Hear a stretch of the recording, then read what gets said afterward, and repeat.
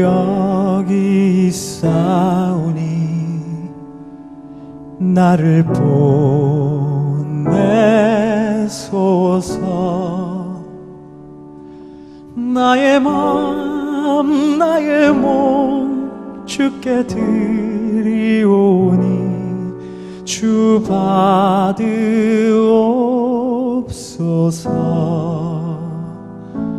주님 내가 여기 있사오니 나를 써주소서.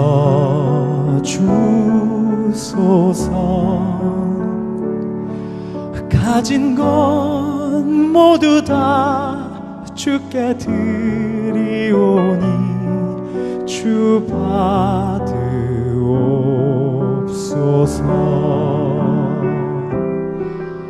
할렐루야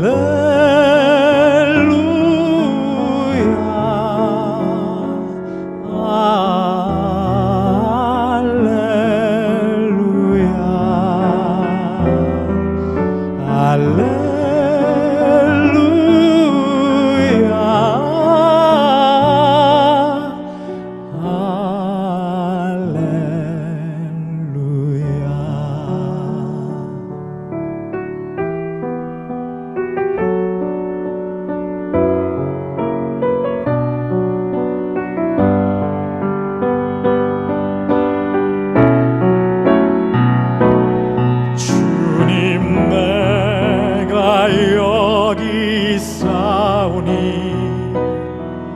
나를 보내소서.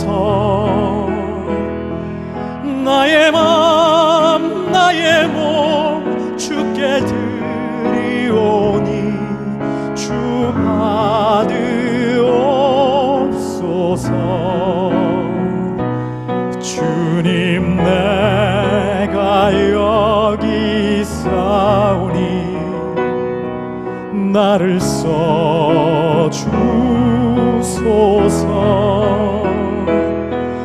가진 건 모두 다 주께 드리오니 주 받으옵소서.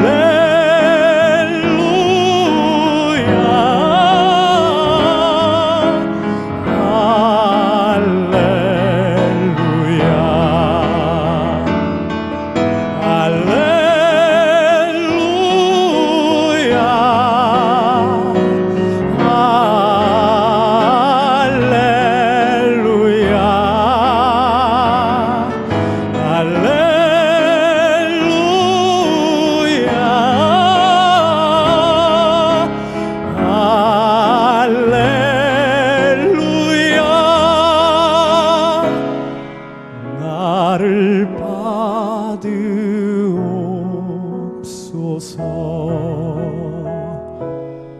나를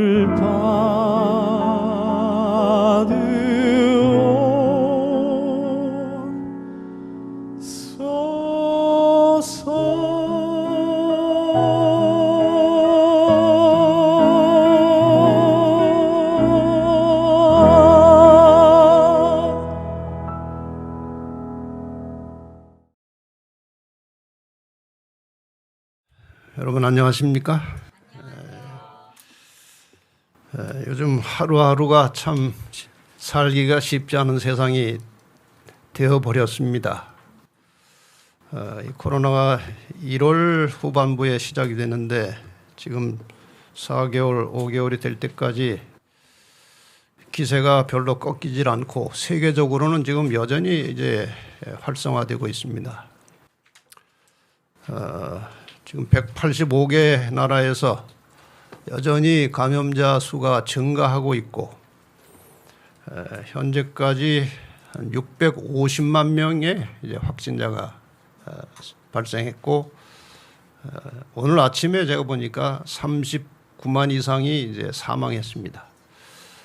정말 이 유사 이래로 물론 그 전에 오래 전에는 이런 끔찍한 전염병이 있었지만 현대 들어서 이런 정말 무서운 전염병이 세계를 휩쓸고 있는데 참 인간이 얼마나 연약한 존재인지를 실감해요.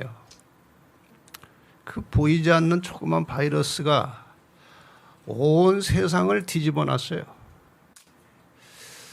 근데 문제는 수많은 전문가들이 예측하기를 이게 그렇게 쉽게 없어질 것이 아니라는 것이고 또 없어지더라도 또 다른 전염병이 발생할 가능성은 얼마든지 있다는 것이고 하는 걸 보니까 하나님께서 어차피 그 약속하신 내가 다시 와서 너희를 데리고 나의 집으로 가겠다고 하는 그 약속의 말씀을 신속하게 성취시켜야 할 때가 됐다는 생각이 듭니다.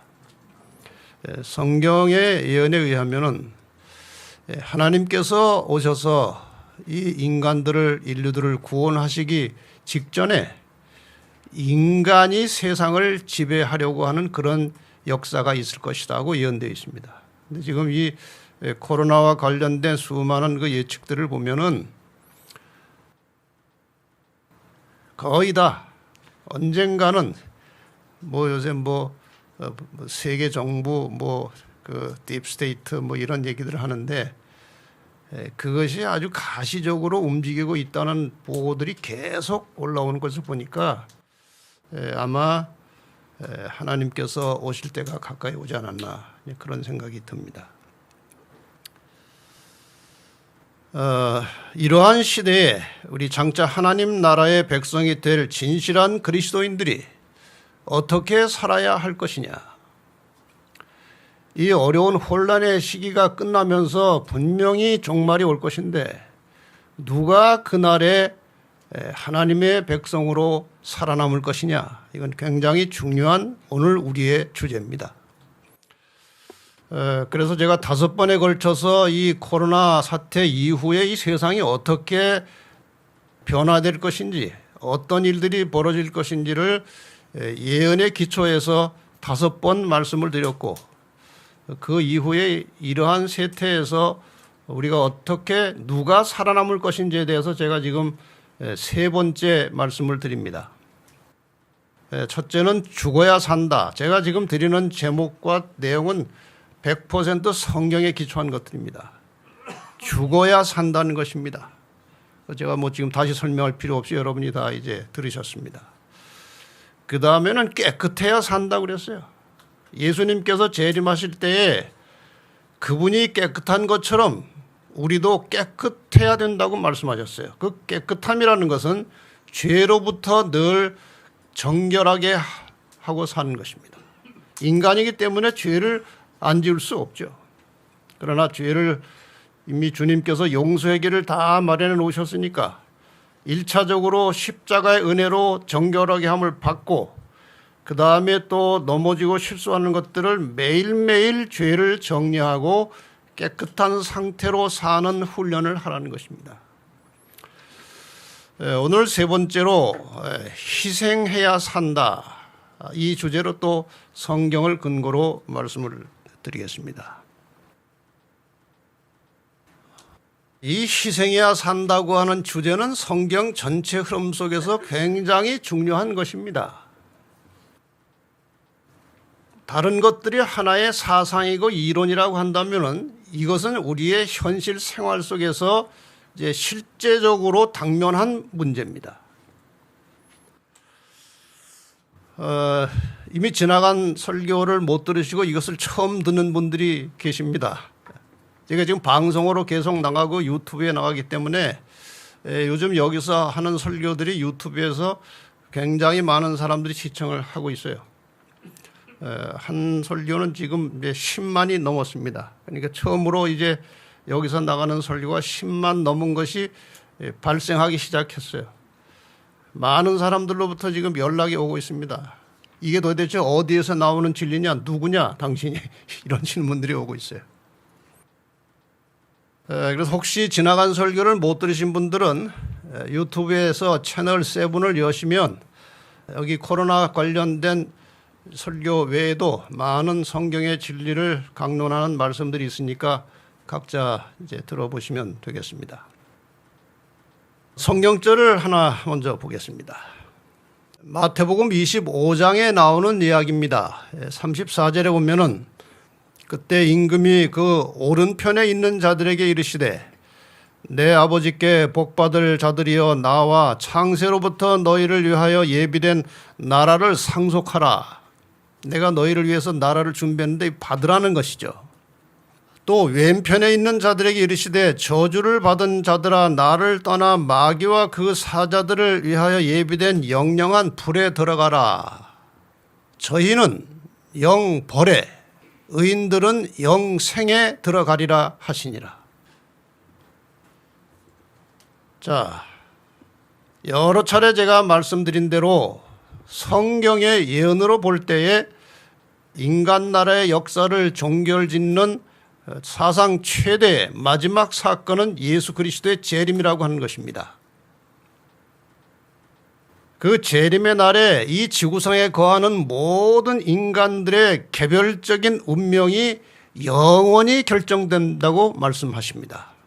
영원히 죽을 사람과 영원히 살 사람이 이 순간에 가려진다는 말씀이죠.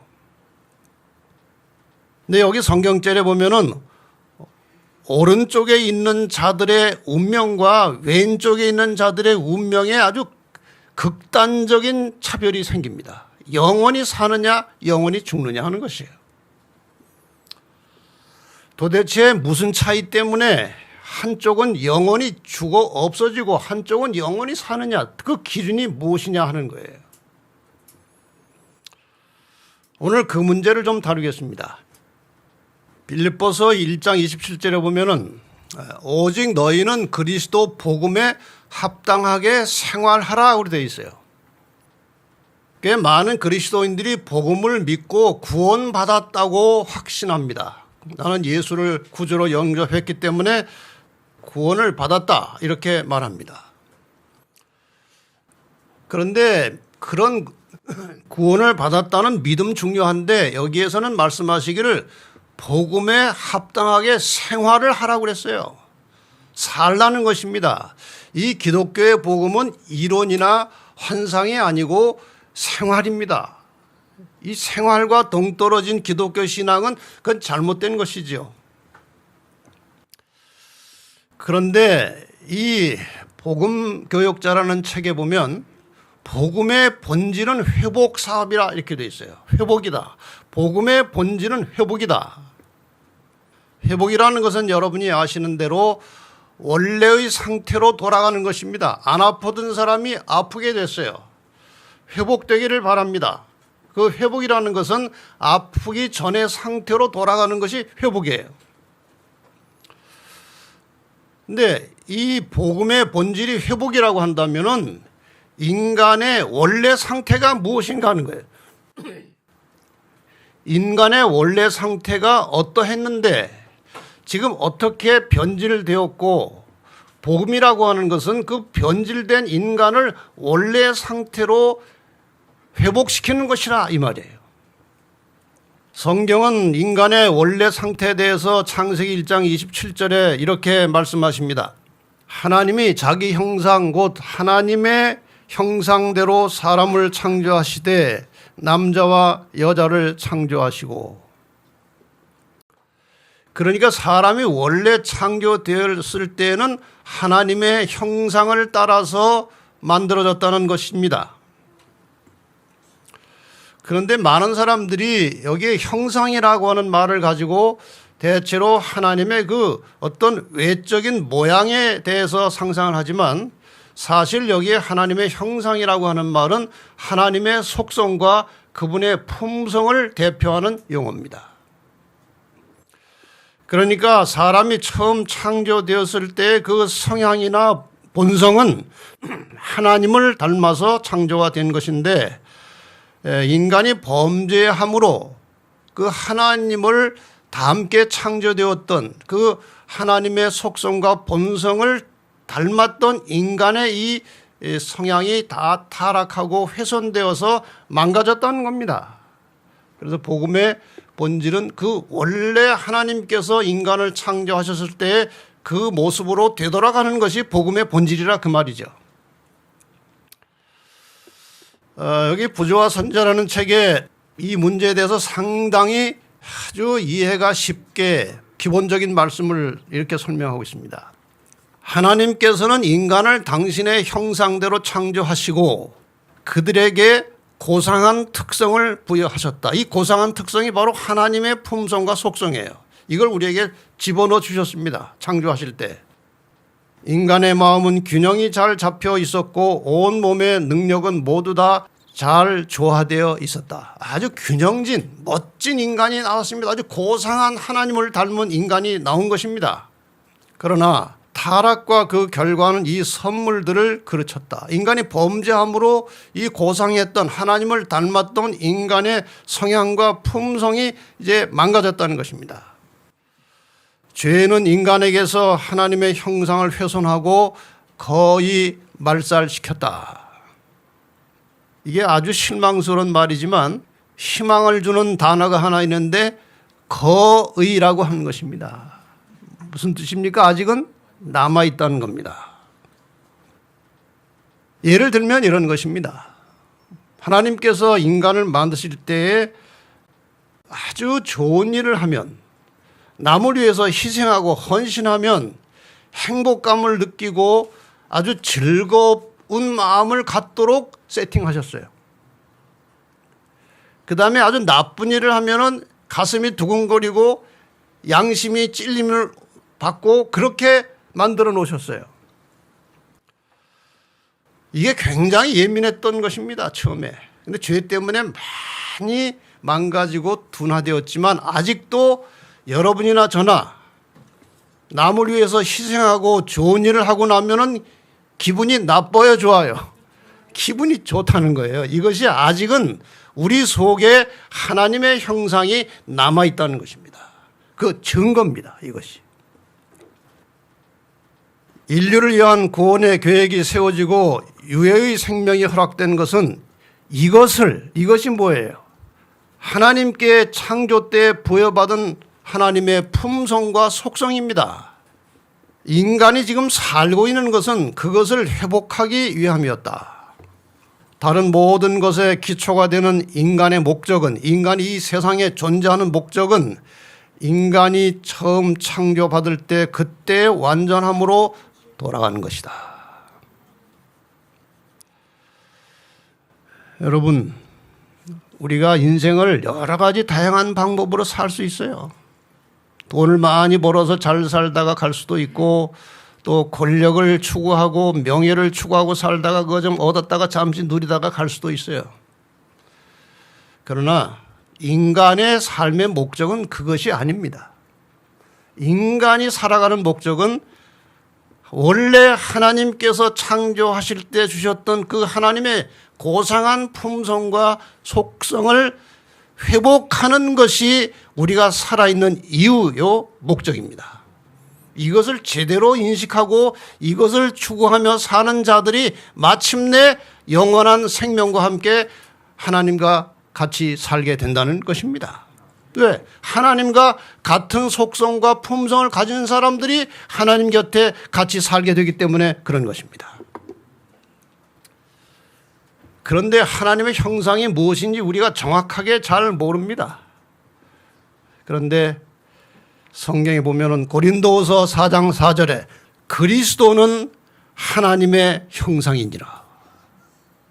우리가 하나님을 보지 못했고 어떤 분인지 정확하게 이해는 못합니다만은 하나님이신 예수 그리스도께서 이 땅에 인간의 형상을 쓰고 오셔서 하나님의 형상이 무엇인지를 우리에게 보여주셨습니다. 가르쳐 주셨을 뿐만 아니라 하나님의 형상이 무엇인지, 하나님의 품성을 닮은 사람들은 어떻게 살아야 되는지, 하나님의 형상대로 창조를 받은 사람들은 다른 사람을 어떻게 대하고 살아야 되는지 그 모든 모델을 예수님께서 다 보여주셨습니다. 그리스도는 하나님의 형상이니라. 자, 그럼 좀 더 구체적으로 하나님의 형상이란 무엇인지에 대해서 잠시 공부를 좀 해보십시다. 요한일서 4장 7절과 8절에 보면은 너무나 유명한 이 말씀이 나옵니다. 사랑하는 자들아 우리가 서로 사랑하자. 사랑은 하나님께 속한 것이니 사랑하는 자마다 하나님께로 나서 하나님을 알고 사랑하지 아니하는 자는 하나님을 알지 못하나니 이는 하나님은 사랑이심이니라. 하나님은 사랑이심이니라. 자, 이 하나님의 속성과 품성을 나타내는 가장 대표적인 표현은 사랑이라고 하는 것입니다. 여기에 이 말씀을 한번 먼저 보고 그다음 말씀을 넘어가겠습니다. 이 사랑이라고 하는 것은 우리가 하나님의 제자라고 하는 증거라는 기절이 시대소망에 나옵니다. 예수께서는 너희가 서로 사랑하면, 하나님 믿는 사람들이 서로 사랑하면 이로써 모든 사람이 너희가 내 제자인 줄 알리라고 말씀하신다. 사람들이 사랑으로 결합할 때 그들은 모든 인간의 세력 이상의 힘이 작용하고 있음을 보이는 것이다.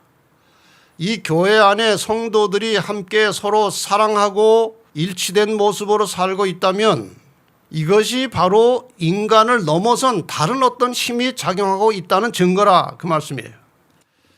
이런 일치가 존재할 때 그것은 하나님의 형상이 인간 속에서 회복되고 있으며 생애의 새로운 원칙이 심겨졌다는 증거다.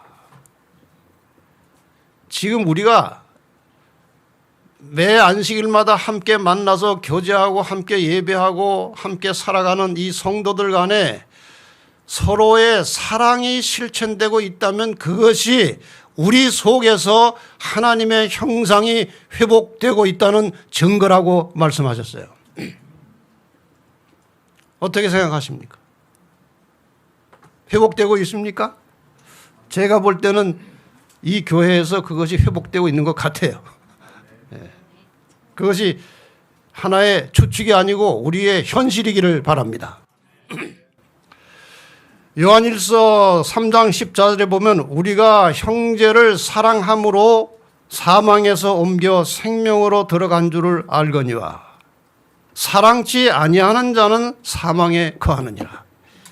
이 사랑이라는 것이요, 얼마나 중요한지요.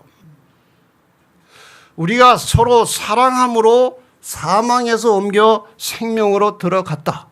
그러므로 사랑치 아니하는 자는 사망에 거하느니라. 여러분, 죽고 싶어요? 살고 싶어요?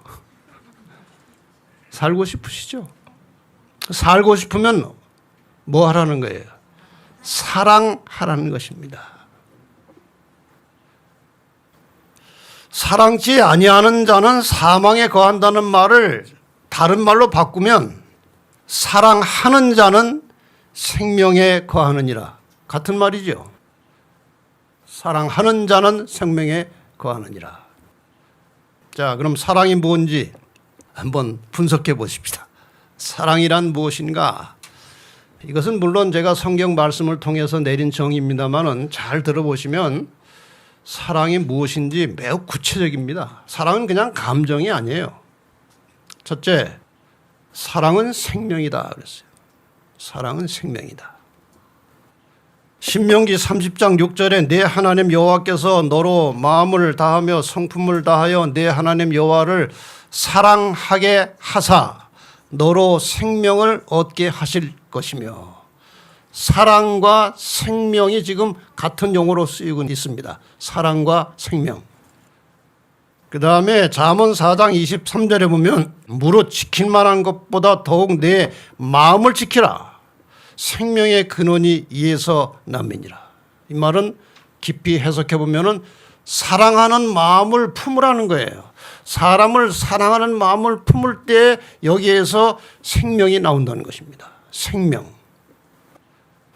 그런데 이 실물교훈에 보면은 정확하게 이것을 표현하고 있습니다.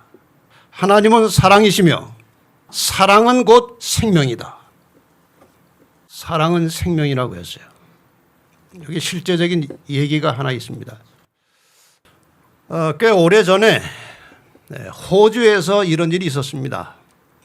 2010년 8월 26일 영국 데일리 메일이라고 하는 신문에 이런 기사가 났습니다.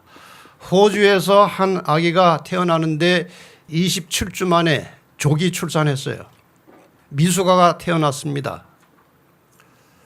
태어난 지 20분 만에 사망했습니다. 의사들이 여러 증거들을 가지고 사망했다고 진단 내렸습니다. 죽었다는 겁니다.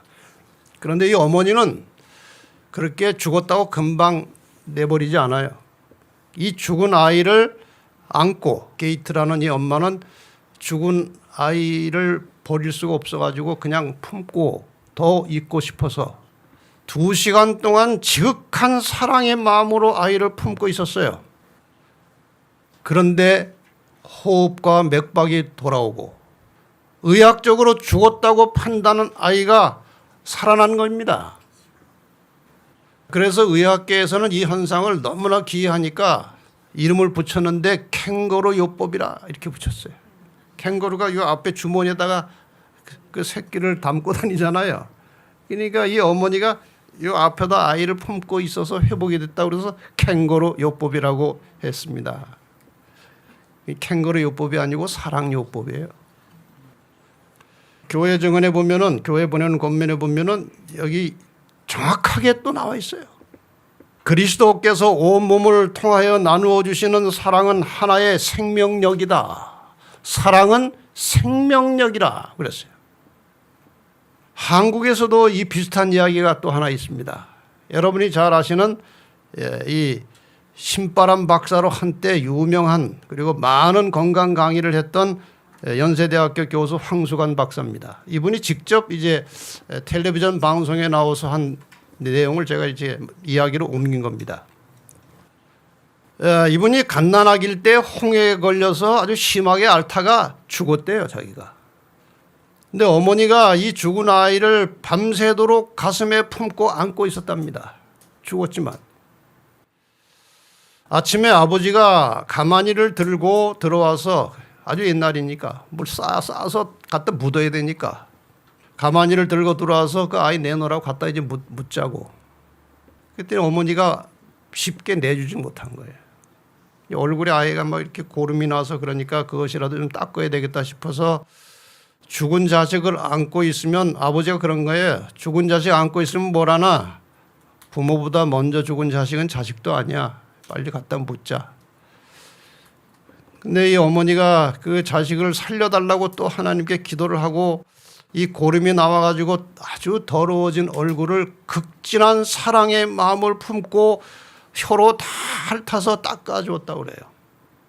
그런데 아이가 갑자기 손가락이 움직이면서 살아나기 시작했고 기적이 일어나는데 살아난 겁니다.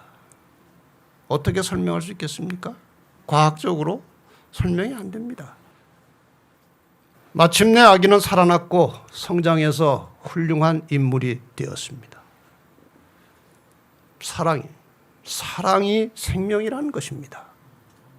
두 번째, 사랑은 희생입니다. 사랑은 희생이 기초가 되어야 진정한 사랑이 나온다는 것이죠. 요한일서 4장 9절에 하나님의 사랑이 우리에게 이렇게 나타난 바 되었으니 하나님이 자기의 독생자를 세상에 보내심은 저로 말미암아 우리를 살리려 하심이니라. 이렇게라고 하는 하나님의 사랑이 우리에게 이렇게 나타난 바 되었다고 하는 말씀을 제가 읽다가 이렇게라고 하는 말을 조금 깊이 생각해 봤습니다. 이렇게가 무엇이냐? 아들을 십자가에 내줄 만큼 이렇게 하나님이 사람을 사랑하셨다는 것입니다. 희생한 것입니다. 그냥 아들의 희생이 아니고 예수님 자신이 하나님이기 때문에 인간의 죄를 해결하고 사람을 살려내시기 위해서 하나님 자신이 돌아가신 것입니다.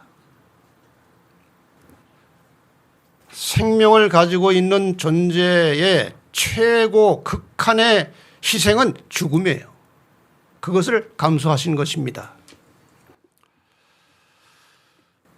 인간을 사랑하시는 하나님께서 이 죄인들의 죄를 해결해 주시고 살게 하기 위해서 직접 생명을 희생하셨습니다. 제사 제도와 관련된 예수님의 표현 중에 하나는 어린 양이신 예수 그리스도에 대하여 이 제사 제도와 관련된 표현은 희생 제물이라는 것입니다. 희생이라는 말이 붙어 있어요. 사랑의 기초는 희생입니다. 희생이 없는 사랑은 사랑이 아닙니다. 여기 사랑은 희생입니다. 여기 한 이야기를 하나 더 드리겠습니다. 이건 중국에서 있었던 일입니다. 그러니까 얼마 안 됐습니다. 2018년 중국에서 있었던 실화입니다.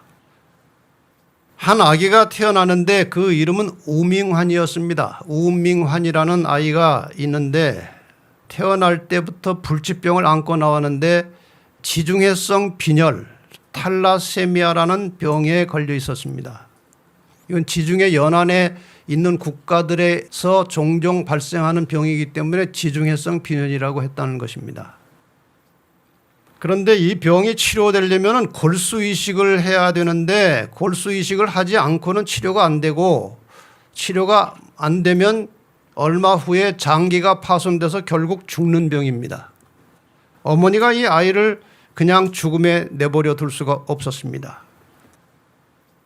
그래서 골수 이식을 하려면 유전자가 맞아야 되는데 이제 광고를 내놓고 병원에서 그 같은 유전자를 가진 사람의 골수 이식을 위해서 사람을 찾았고 기다렸지만 여러 해가 지났지만 그런 사람이 나타나지 않았습니다.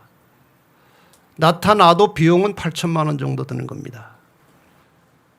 그래서 이 어머니가 무슨 생각을 했는가, 이 펑야라고 하는 어머니인데 자기가 자식을 하나 더 낳으면 DNA가 비슷하지 않겠느냐.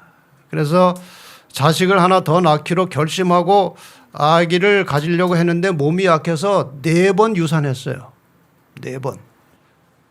5번째 임신해서 아이를 천신만고 끝에 낳았는데 조사해 보니까 DNA가 틀린 겁니다. 어떻게 하겠습니까?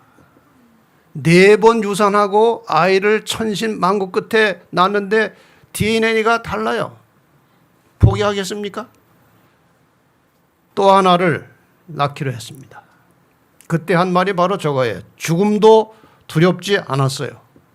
DNA가 같은 아들이 나오면 이 아이를 살릴 수 있었거든요. 신랄 같은 희망을 가지고 또 아이를 하나 낳았습니다.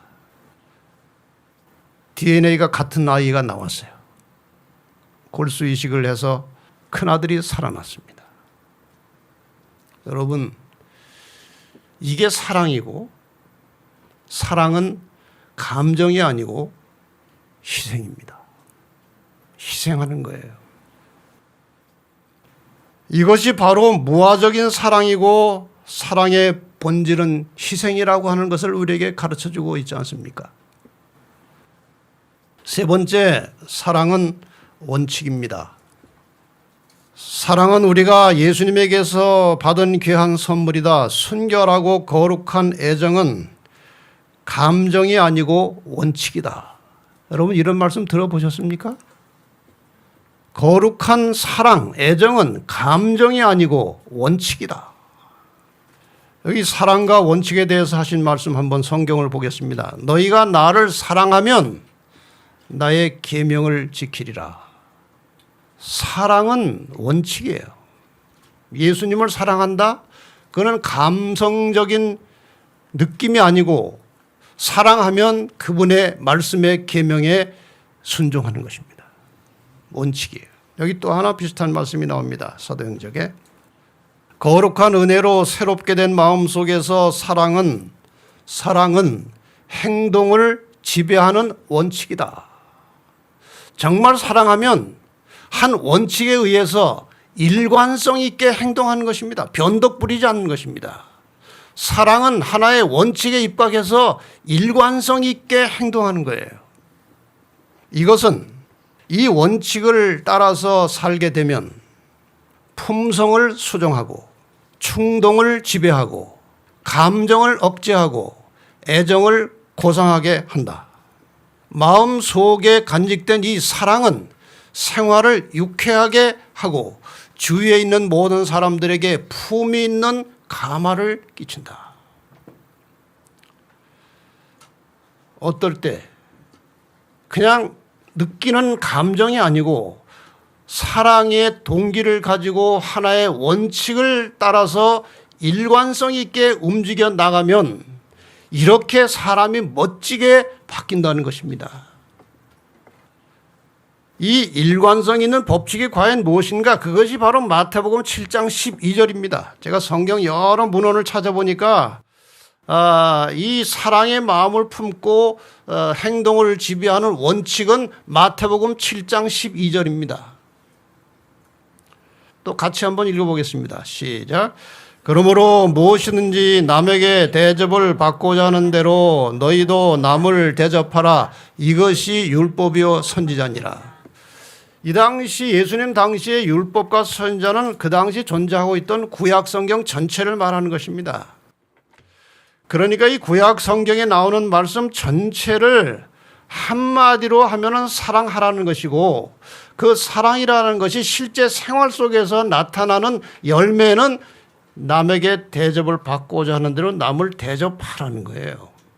이것이 사랑의 마음을 품은 사람의 전 생활을 지배하는 원칙이 대접을 받고자 하는 대로 대접하라는 것입니다. 남을 존중하고 높여주고 대접하려면 좀 전에 말씀드린 대로 희생하지 않으면 안 됩니다. 그렇지 않습니까? 자기를 낮춰야 되고 자기 가진 것을 내놔야 하는 것입니다. 이게 희생이에요. 그러니까 사랑은 희생 없이 성립되지 않습니다. 희생 없는 사랑은 가짜 사랑입니다. 그래서 이 희생과 사랑과 생명의 관계를 제가 그냥 상상해서 이렇게 한번 그려봤습니다. 희생은 집의 기초와 같은 것입니다. 기초예요. 이 기초 위에 기둥을 세웁니다. 하나님 사랑, 사람 사랑이라는 기둥을 세워놓으면 이 기둥에 지붕이 얹혀질 때 그것이 생명이라는 거예요. 여기 어느 하나 빠질 수 없어요. 희생과 사랑과 생명은 서로 연결되어 있는 하나의 집과 같은 것이에요. 이렇게 제대로 된 집이 지어졌을 때 성령의 열매가 맺힌다는 것이죠. 선한 일에 대한 자각과 다른 이에게 행복을 주는 일에 대한 만족감으로 마음이 자유롭고 행복하다면 유쾌함이 온 몸을 타고 흐르고 혈액순환이 원활해지고 몸 전체에 활력이 생깁니다. 이게 다 의학적으로 과학적으로 증명이 된 이론입니다. 선한 일에 대한 자각과 다른 사람에 대해서 행복을 주는 일에 대해서 만족감으로 마음이 자유롭고 행복하면 그것이 이 몸에 굉장히 유익한 영향을 미친다는 거예요. 하나님의 복은 치유하는 능력이 됩니다. 따라서 타인에게 유익을 많이 끼치는 사람은 마음으로 그리고 생활 속에서 놀라운 복을 깨닫게 될 것입니다. 이게 치료제예요. 이게 치료제. 선행을 베푸는 사람이나 받는 사람 모두에게 유익합니다.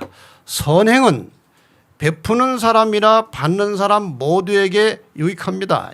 여기 사랑이라는 말이죠. 사랑을 하는 사람도 몸이 좋아지고 받는 사람도 몸이 좋아진다는 거예요. 그 다음 말씀이 굉장히 중요한 것입니다. 타인을 향한 관심으로 자아를 잃어버리는 사람은 여기에 집중하지 않고 다른 사람의 행복과 다른 사람의 유익을 위해서 관심을 가지고 거기에 집중하다 보면 자아가 없어집니다. 이렇게 된 사람은 자신의 연약함을 극복하고 승리할 것입니다.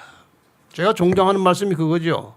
죄를 안 지으려고 투쟁하지 말고 선을 행하라는 것입니다. 적극적으로 선을 행하면 죄가 멈추게 된다는 거예요. 이게 그 말씀이에요.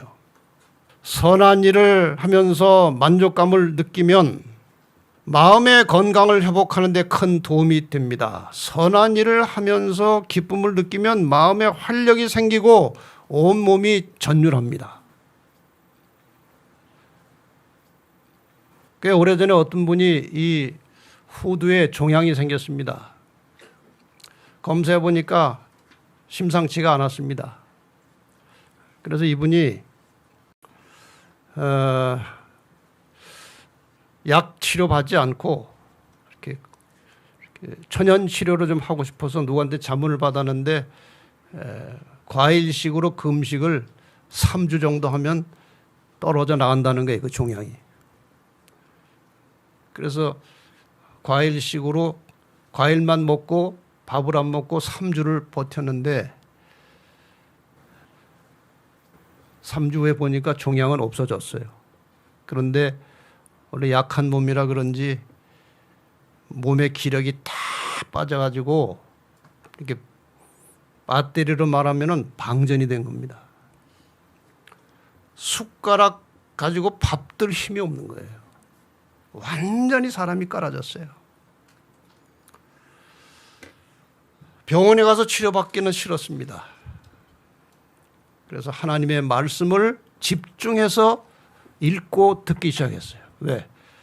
말씀이 생명입니다. 하나님께서 말씀하실 때에 온 세상에 생명이 태어났어요. 하나님의 말씀은 살았고 운동력이 있다고 그랬어요. 그래서 말씀을 계속 들으면서 감사하고 찬양하고 하면서 이게 기력이 서서히 회복이 된 겁니다. 시간이 오래 걸렸어요. 기력이 생겨서 이제 밥도 좀 먹을 수 있고 힘이 생겼습니다. 그러나 완쾌가 쉽게 되지 않아요. 그런데 마침 그 순간에 그때에 어머님이 이제 90이 넘으신 어머님이 계셨는데 넘어지셔가지고 이 골반 뼈가 다 부러져서 이제 휠체어 타고 그냥 누워 살게 됐습니다. 근데 본인도 이제 힘은 없지만 어머니가 그렇게 됐으니까 어머니를 가서 돌봐야 하는 겁니다. 그래서 본인이 아직 회복이 뭐 훨씬 덜 됐지만 어머니를 돌봐야 되니까 가서 어머니를 지극정성 돌보는 시간 속에서 자아를 잊어버린 거예요. 지금 내가 몸이 약하지만 더 약한 어머니를 돕는 그 시간 속에서 자아를 잃어버린 거예요. 그래가지고 여러 달 동안 어머니를 돌보면서 건강이 훨씬 좋아지고 치료가 됐다는 것입니다. 두 가지예요. 하나님의 말씀 그리고 다른 사람을 위해서 희생 봉사하면서 자아는 잊어버리고 남을 행복하게 하면서 자기가 보람을 느끼면서 치료가 된 것입니다. 이것이 치료의 근본이에요. 그래서 마음이 평온하고 하나님으로 만족하는 사람은 아주 멋진 말이에요. 건강에 이르는 오솔길을 걷고 있는 것입니다. 마음이 평온하고 하나님으로 만족하는 사람은 건강에 이르는 오솔길을 걷고 있는 것입니다. 오솔길을 걸으시기를 바랍니다. 얼마나 멋진 말이에요. 끝으로 영원히 살게 하는 마지막 카드는 무엇인가? 마태복음 24장과 25장에는 굉장히 중요한 교훈과 함께 말씀들이 들어 있습니다. 아시는 대로 마태복음 24장은 예수님의 재림에 관한 말씀이고 재림 전에 있을 세상의 여러 징조들이 여기 기록되어 있습니다. 그 다음 장 마태복음 25장은 재림을 기다리는 사람들이 어떻게 살아야 될 것인지를 설명하고 있습니다. 거기에 비유가 세 가지가 나옵니다. 이야기가. 뭐뭐 나옵니까? 마태복음 25장에 열처녀의 비유가 나오죠. 그 다음에 달란트의 비유가 나오죠. 그 다음에 양과 염소의 비유가 나옵니다. 근데 이 비유 세 가지가 공통점이 있는데 마지막에 가서는 둘로 나누어진 이야기입니다. 그렇죠? 열 처녀의 이야기는 나중에 결론적으로 가면은 지혜로운 5처녀와 미련한 5처녀로 나누어졌습니다. 기준은 무엇인가? 기름이었습니다. 기름. 기름은 성경에서 성령을 상징하는 것입니다.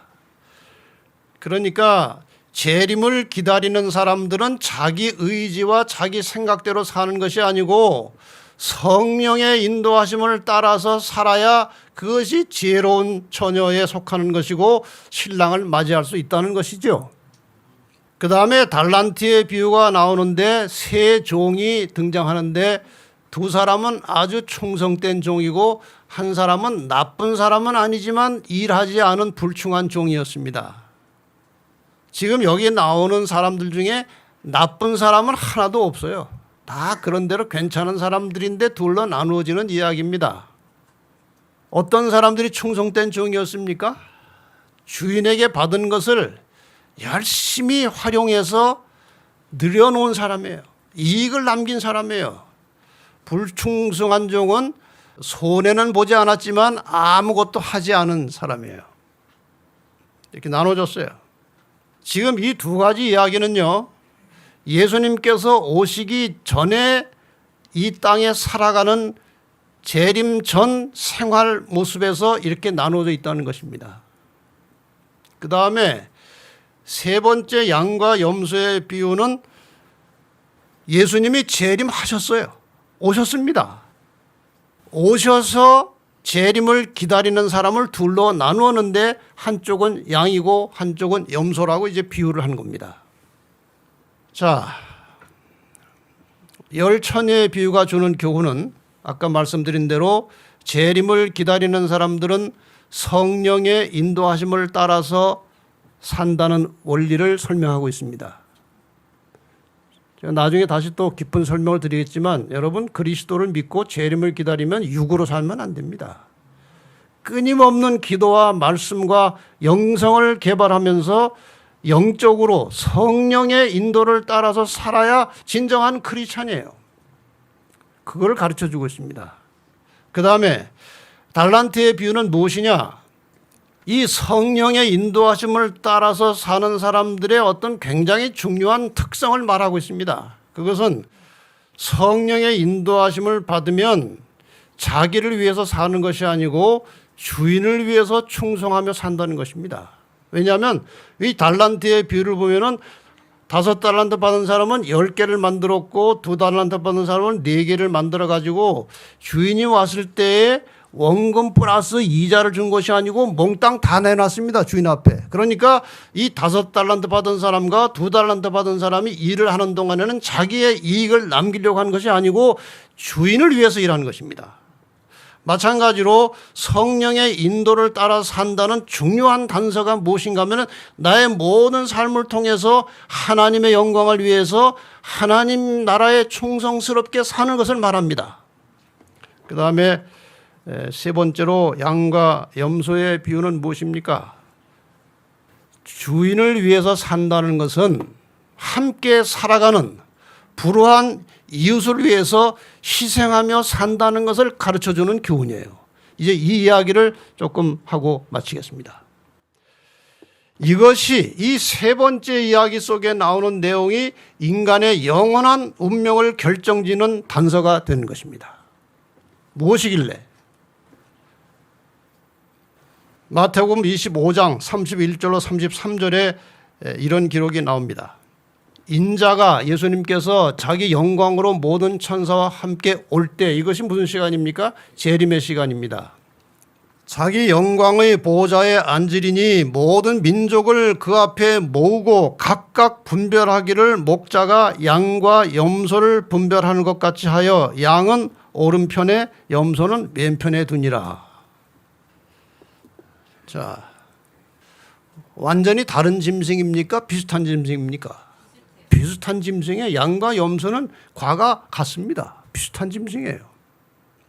성경상에 이 양과 반대되는 짐승은 일이나 용입니다. 근데 여기는 분명히 구분을 해놨는데 양과 염소로 했어요. 왜 그럴까요? 비슷한 사람들인데 뭔가 다르다는 거예요. 겉보기 다 예수를 믿는 사람들인데 뭔가 다르다는 것입니다. 이것을 지금 가르쳐 주려고 양과 염소를 비유로 가져온 겁니다.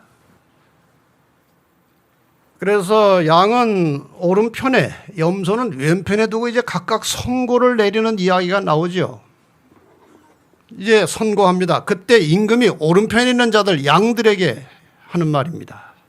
내 아버지께 복받을 자들이여 나와 창세로부터 너희를 위하여 예비된 나라를 상속하라. 구원 받았어요? 못 받았어요?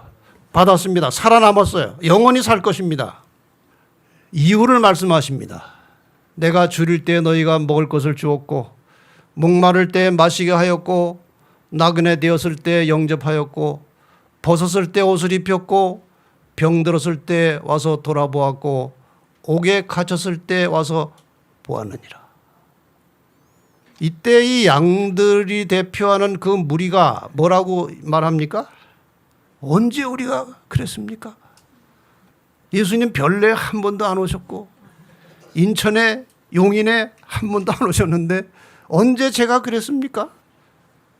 그때 임금이 하신 말씀이 이것입니다. 너희가 여기 내 형제 중에 지극히 작은 자 하나에게 한 것이 곧 내게 한 것이니라. 그러니까 우리가 살면서요, 함께 살아가는 사람을 어떻게 대하고 사느냐, 이것이 우리의 마지막 영원한 운명을 결정할 만큼 중요하다는 겁니다. 근데 제가 그전에 한번 말씀드렸지만 저는 오랫동안 여기서 글자 한자를 잘못 보고 성경을 읽었다는 거 아닙니까? 저는 여기 내 형제, 너희들과 함께 살아가는 형제 중에 작은 자 하나에게 한 것이 내게 한 것이라 이렇게 생각하고 오랫동안 성경을 봤어요. 그런데 자세히 보니까 내 형제가 아니고 누구 형제? 내 형제. 누가 말씀하시기를? 예수님께서 말씀하시기를 여기 내 형제가 아니고 내 형제라고 말씀하신 것은 모든 그리스도인 하나하나를 예수님께서는 자기의 형제로 본다는 것입니다. 그래서 어떤 사람에게 불하고 어렵고 힘든 사람에게 베풀고 나누고 잘해주면 마치 그것을 예수님 자신에게 한 것처럼 예수님이 생각한다는 거예요. 내 형제 중에 작은 자 하나에게 한 것이 곧 나에게 한 것이다. 그러므로 너희는 이 상급을 받을 자격이 있다는 거예요. 그러나 또 비슷하게 생긴 염소에게 하신 말씀은 정반대입니다. 이것은 예수를 믿고 있었다는 것이고 재림을 기다리고 있었다는 것입니다. 그러니까 마태복음 25장의 이야기는 모두가 다 재림을 기다리고 있던 그리스도인에 대한 이야기예요. 그런데 주님이 오셨을 때 둘로 나누어진 슬픈 이야기입니다. 왼편에 있는 자들에게 이르시되 저주를 받은 자들아 나를 떠나 마귀와 그 사자들을 위하여 예비된 영영한 불에 들어가라. 이게 웬 날벼락입니까? 교회 열심히 다녔어요? 11조 잘 드렸어요? 봉사 열심히 했습니다. 그런데 이런 명령이 떨어진 것입니다. 날벼락을 맞은 것입니다. 아니 주님 무슨 그런 말씀을 하십니까? 제가 얼마나 교회 열심히 헌신했는데요. 충성했는데요. 그때 하신 말씀이 내가 줄일 때 너희가 먹을 것을 주지 아니하였고 목마를 때 마시게 하지 아니하였고 나그네 되었을 때 영접하지 아니하였고 벗었을 때 옷을 입히지 아니하였고 병들었을 때와 옥에 갇혔을 때 돌아보지 아니하였느니라. 똑같은 말이겠죠. 언제 주님 우리 만난 적이 있습니까? 억울합니다. 너무나 억울합니다. 그때 하신 말씀이 뭡니까? 내가 진실로 너에게 이르노니 예수님께서 이 중요한 말씀을 하실 때에는 항상 진실로라는 말이 붙어 있고 진실로를 두 번 연속할 때는요 굉장히 중요한 말씀을 하실 때입니다. 내가 진실로 너에게 이르노니 이 지극히 작은 자 하나에게 하지 아니한 것이 곧 내게 하지 아니한 것이니라. 끝났습니다.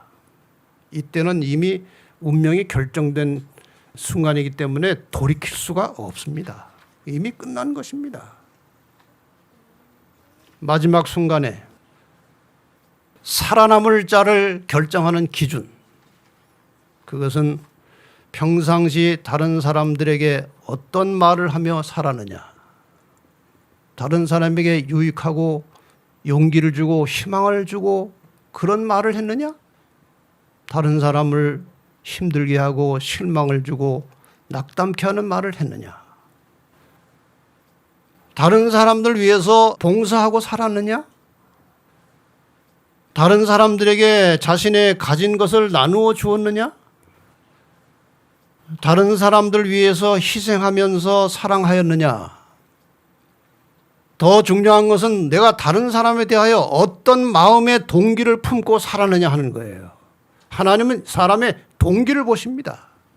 겉으로 아무리 좋은 일을 많이 해도 동기가 불순할 때 하나님께 아무런 가치가 없는 것입니다.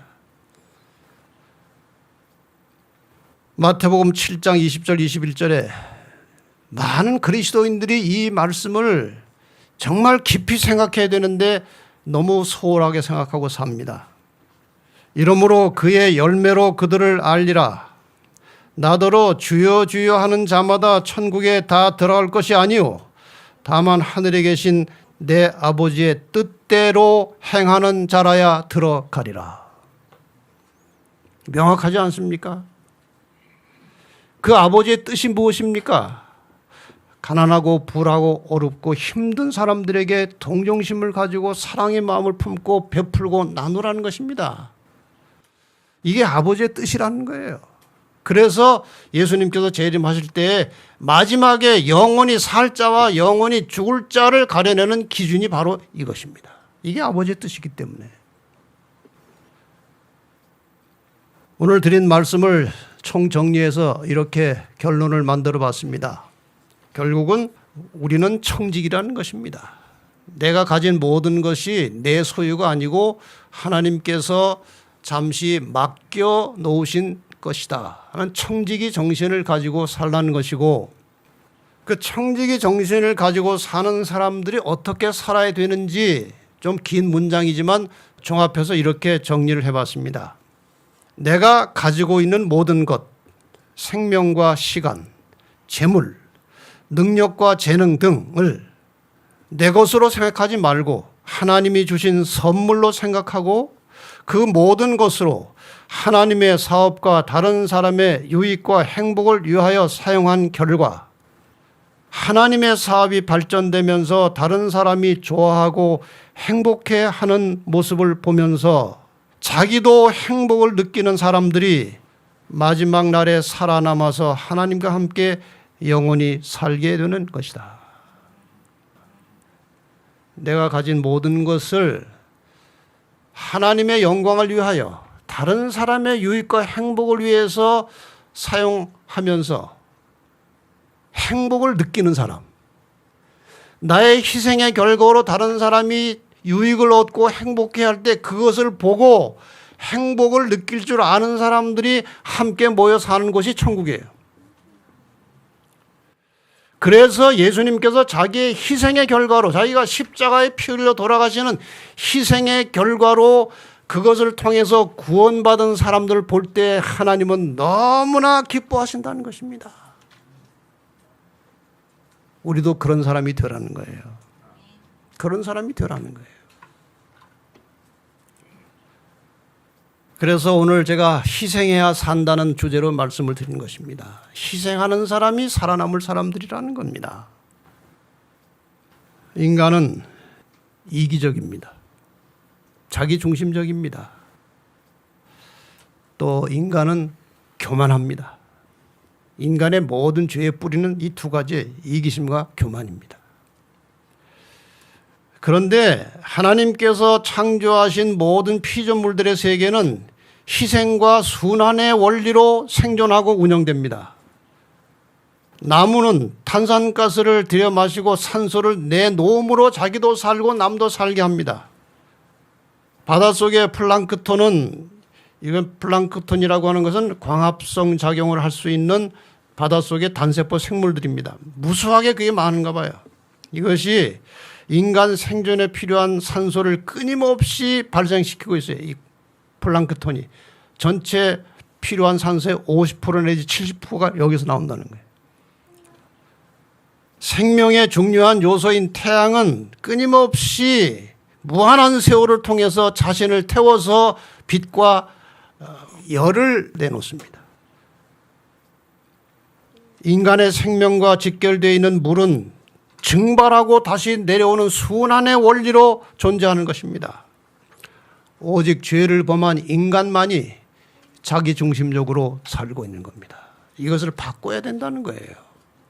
그래서 이기심을 이타심으로, 교만을 겸손으로 바꾼 사람들이 하늘에 합당한 사람들이라는 말씀이죠.